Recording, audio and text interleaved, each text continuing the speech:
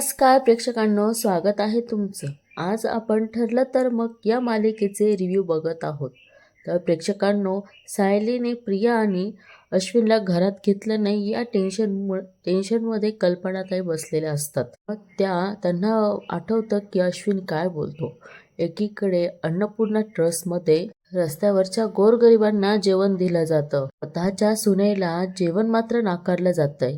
ह्या अश्विनने बोललेल्या गोष्टी कल्पनाताईंना आठवत असतात. आणि गणपतीच्या वेळेस सायली म्हणते की अश्विन भाऊजी प्रसाद. त्यावर अश्विन म्हणतो, या घरच्या दुसऱ्या सुनेसाठी प्रसाद पाठवला जाणार आहेत का? नाही ना, मग मलाही नको. मी इथे बाप्पाकडे फक्त तन्वीसाठी प्रार्थना करण्यासाठी थांबलो होतो, बस.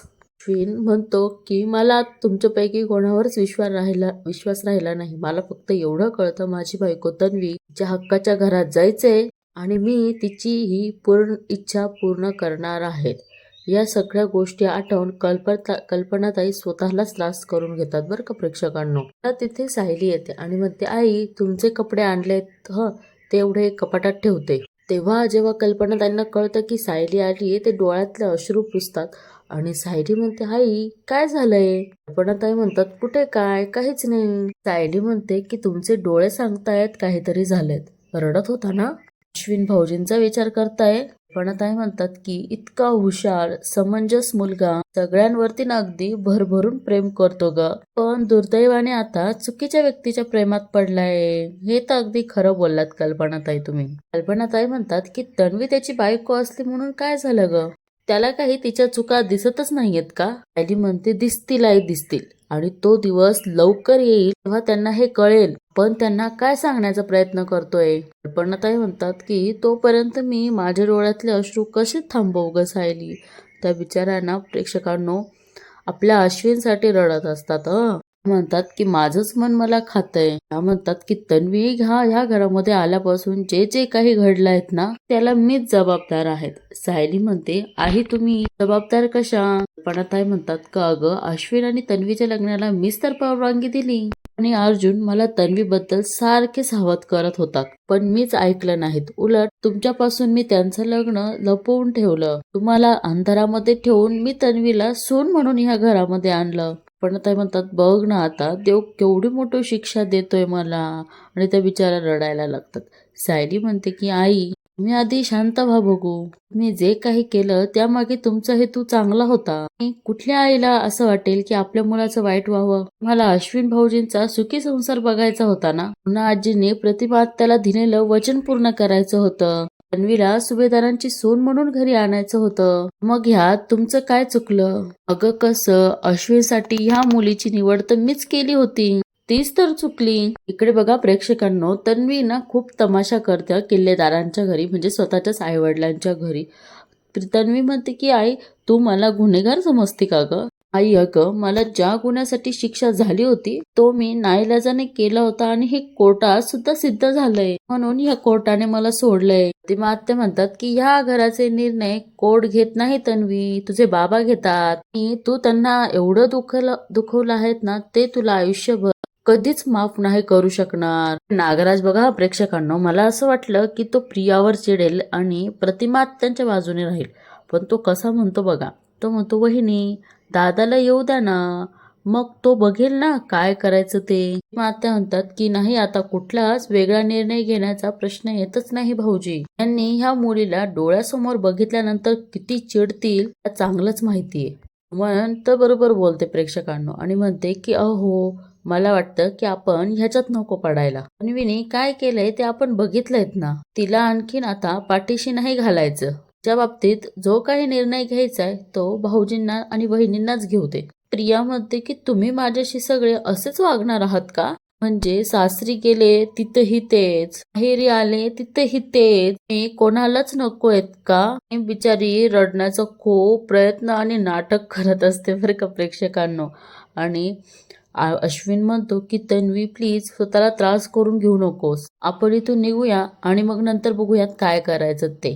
प्रिया चिडते प्रेक्षकांनो, तिला इथं बी थारा भेटला नाही आणि सासरी बी भेटला नाही, तर ती चिडणार आणि संतापणारच ना प्रेक्षकांनो.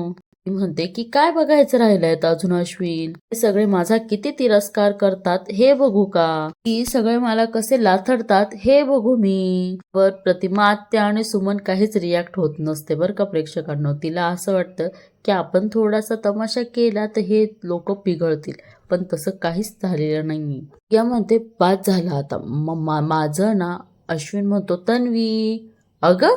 इकडे कल्पनाताई आणि सायलीचं बोलणं चालू असतं आणि कल्पनाताई म्हणतात की सायली, मला खूप भीती वाटतेय ग, माझ्या या चुकीची शिक्षा अश्विनला नको मिळायला. अगं तो अर्जुन सारखा स्ट्रॉंग नाहीये, मनाने खूप हळवा आहे तो. साठी त्याने एका मुलीसाठी काय केलं होतं आठवतं ना तुला? हो प्रेक्षकांना, त्यावेळेस तो फार डिप्रेशन मध्ये गेला होता, हो की नाही? अस्मिता सुद्धा कुठल्याही परिस्थितीमध्ये झगडेल, हातपाय मारेल, पण माझा अश्विन त्याला जर कुठला आधार नाही ना मिळाला फार खचून जाईल असं बोलून कल्पनाताई खूप आणि खूप रडतात प्रेक्षकांनो. त्याला ज्या दिवशी कळेल की त्याची बायको कशी आहे तेव्हा तर तो फार कोलमडून जाईल. सायली, याला सुद्धा मीच कारणीभूत असेल ना ग. ना कल्पनाताईंना समजावतं आणि म्हणते अहो आई, ज्या वेळेस अश्विन भाऊजींना सत्य कळेल ना त्यावेळेस ते एकटे नसतील, तर अख्खं कुटुंब त्यांच्या पाठीशी खंबीर उभं असेल. घराचे दरवाजे त्यांच्यासाठी उघडेच आहेत ना. ज्या वेळेस त्यांना हे सत्य कळेल, ते कळून ते जेव्हा घरी परत येतील तेव्हा आपण सगळे त्यांच्या बाजूने असू. मग त्यांना एकटं का वाटेल, ते खचून का जातील? पण आता म्हणतात की सायली, तू जेव्हा समजावतात ना तेव्हा असं काही वाटतं की सगळं ठीक होईल. सायली म्हणते होणारच आहे आई.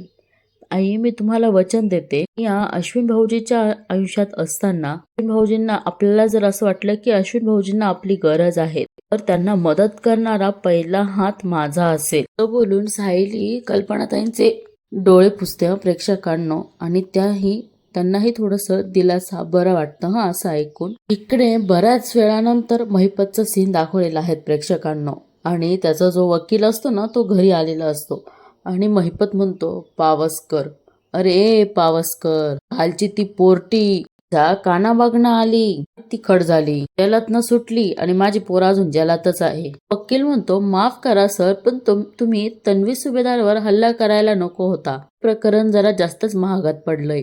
चिडतो आणि त्याच्या अंगावर जातो आणि म्हणतो तुला विचारलं का मला फुकटचे सल्ले द्यायचे नाही. त्या समोर बसला ना तू, मग कामाचं बोलायचं. तो वकील म्हणतो अहो पण मी साक्षी मॅडमना सोडवण्याचे प्रयत्न तर करतोच आहे, आता मी आणखीन काय करू? महिपत म्हणतो आणखीन काय करू? कोण आहे, तू आहे का मी आहे? वकील म्हणतो मी.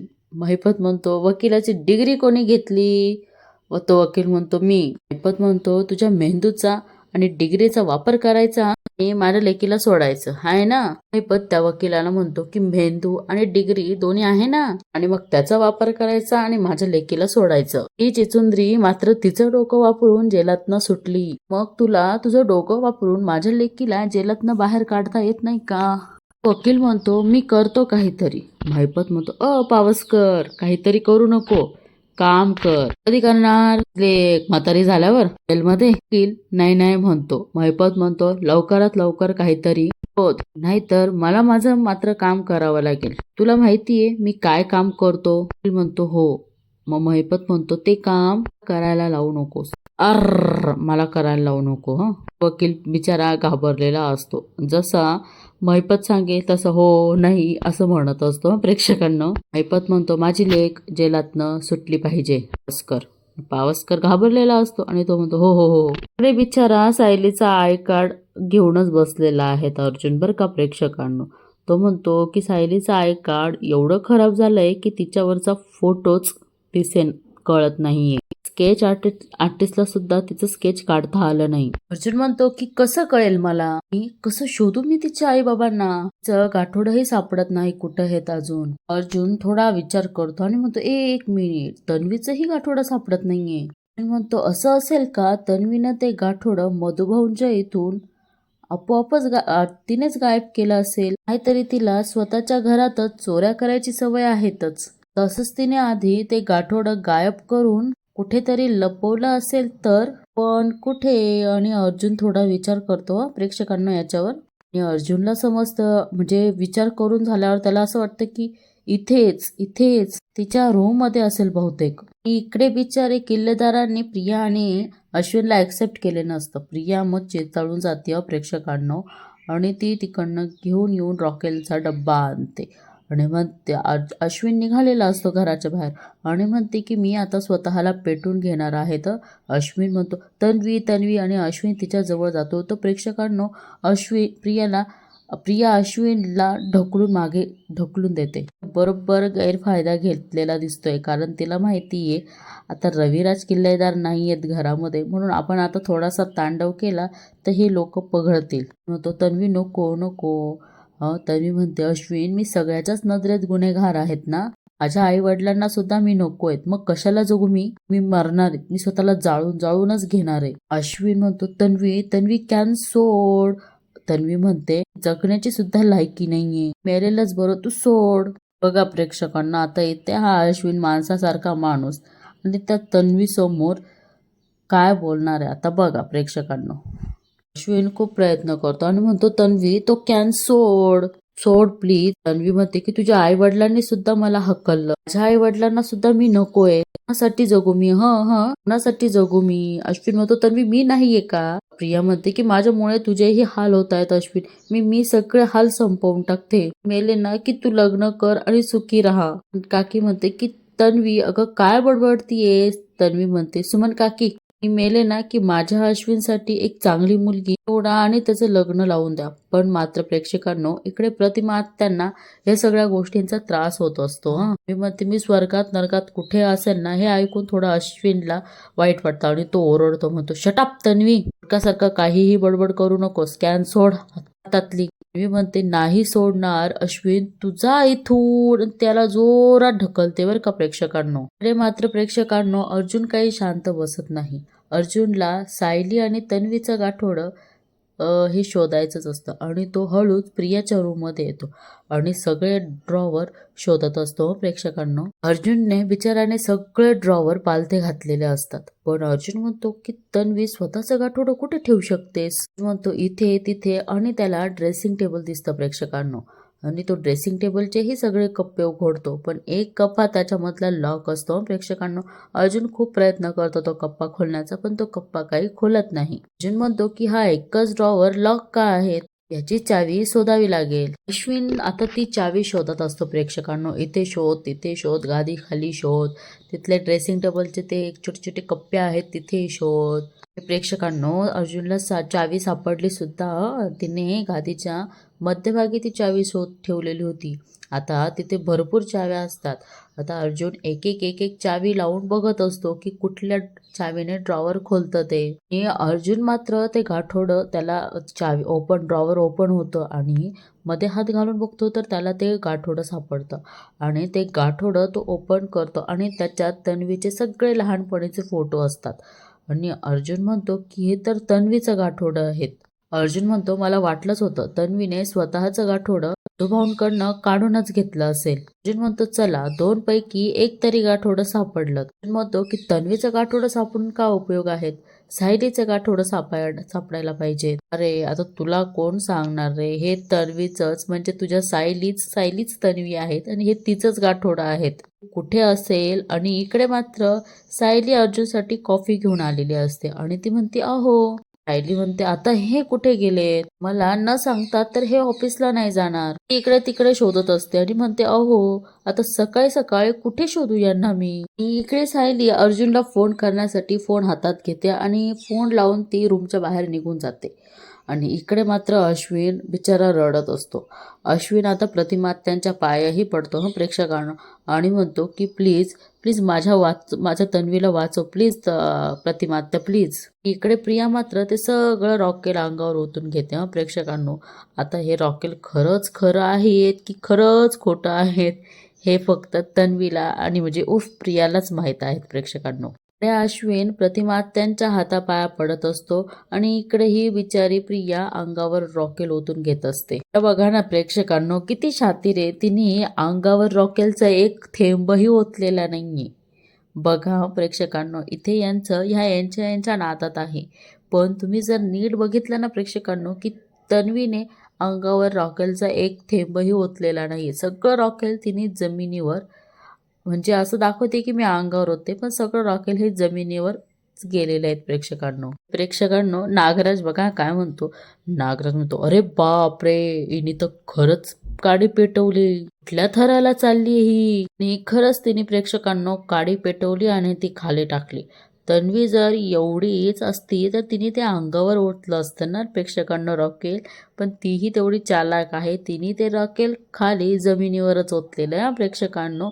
आणि इकडे बाकी सुमन आणि प्रतिमा म्हणतात की तन्वी. इकडे बिचारी अर्जुनचा शोध घेत असते आणि त्याला फोन लावत असते. इकडे अर्जुन म्हणतो, तन्वीने स्वतःचं गाठोडं मधुभाऊंकडनं काढून घेतलं, म्हणजेच तिने सायलीचंही गाठोडं काढलं असेल. म्हणून पोलीस तपासाच्या आधी 2 गाठोडे गायब होते. तर तन्वीने सायलीचं गाठोडं घेतलं असेल तर सुद्धा इथेच असायला पाहिजे. पण कुठे कुठे शोधावं तर लागेल. बिचारा अर्जुन ते गाठोडे शोधत असतो आणि इकडे मात्र सायली त्याला फोन करते. अर्जुन ती वरची सुटकेस काढून ओपन करून बघतोच.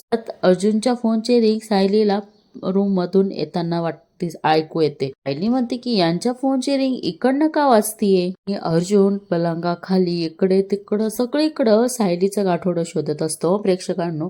आणि म्हणतो की कोणाचा फोन वाजतोय आता. बघतो तर काय, बायको. म्हणतो ती कशाला फोन करते आता. सायली ज्या फोन रिंग वाजत आहे त्या दिशेने सायली मात्र चालत जाते प्रेक्षकांना. तर अर्जुन काही फोन उचलत नाही आणि तो त्याचा शोध मोहीम सुरूच ठेवतो प्रेक्षकांनो. अर्जुनला रिअलाइज होतं की तो म्हणतो, सायली मला शोधता शोधता इथे आली तर काय करू आता मी, काय काय काय करू. तेवढाच सायलीचा आवाज येतो आणि म्हणते की तुम्ही इथे काय करताय. हे प्रेक्षकांनो असं सायलीने म्हणताच ह्या मालिकेचा एपिसोड इथेच संपतो. तुम्हाला आजची मालिका कशी वाटली, तुम्हाला काय वाटतं की प्रिया ही स्वतःला जाळून घेणार की नाही घेणार, अर्जुनला सायलीचं आणि तन्वीचं गाठोडं सापडणार की नाही सापडणार, या बऱ्याचशा प्रश्न पडलेले आहेत आपल्याला प्रेक्षकांनो. आणि ह्या प्रश्नांची उत्तरं आपल्याला आता लवकरात लवकर मिळणार आहेत, कारण अर्जुन आता हा तपास मात्र सुरूच ठेवणार आहेत. आता आपण प्रोमो बघूया तर प्रेक्षकांनो. पण तत्पूर्वी तुम्हाला या मालिकेचा एपिसोड आजचा कसा वाटला हे कमेंट करून नक्की कळवा. आणि हो, चॅनलला मात्र सबस्क्राईब करायला विसरू नका. इकडे मात्र अर्जुन ऑफिससाठी रेडी होत असतो आणि विचार करतो की स्वतःच्याच घरातून मधुभाऊंच्या घरातून स्वतःचं गाठोडं चोरी करायचं आणि ते सासरी लपवायचं. तर ती स्वतःचं गाठोडं इथे सासरी येऊन लपवू शकते. तर सायलीचं गाठोडं तिने तिच्या माहेरी लपवलं असेल का. मात्र सायली बाहेर येते आणि बघते की अश्विन भाऊजी आणि प्रिया कुठे गेले. तिने बरोबर ओळखलं प्रेक्षकांना आणि म्हणती माहेरी नाही ना गेली तिच्या ती. आणि प्रियाने बघा प्रेक्षकांना स्वतःला जाळलं का नाही झालं, तिने खाली रॉकेल ओतलं. पण प्रतिमा त्याला एवढं सुद्धा कळलं नाही. हिला जर जाळायचं असतं तर हिने स्वतःला पेटवलं असतं. आणि अश्विन आणि सुमन मात्र ती आग विझवतात आणि सुमन म्हणते, बाई ये तू घरात आत राहू शकते घरात. प्रियाला हेच तर हवं होतं प्रेक्षकांनो की यांनी मला घरामध्ये घ्यावं, कारण तिला ऐशो आरामात राहण्याची सवय आहेत ना. सायली म्हणते की आपल्या बागेमध्ये प्रिया आणि अश्विन दिसत नाहीये, थारांगळत नाहीयेत, म्हटल्यावर ती कुठे जाणार आहेत. विराज काकांकडेच जाणार. दोघेही निघूयात चला. आता परत त्यांच्यावर एक नवीन संकट प्रेक्षकांनो. बघा ना, हे दोघे जण कितीही काही करतात पण ही प्रिया मात्र त्यांचा काहीच थांगपत्ता लागू देत नाही आणि त्यांच्यावर मात्र संकटावर संकट हे आणत असते. आजचा एपिसोड तुम्हाला कसा वाटला प्रेक्षकांनो हे नक्की कमेंट करून कळवा. आणि हो, चॅनलला सबस्क्राईब करायला मात्र विसरू नका. तोपर्यंत थँक्यू.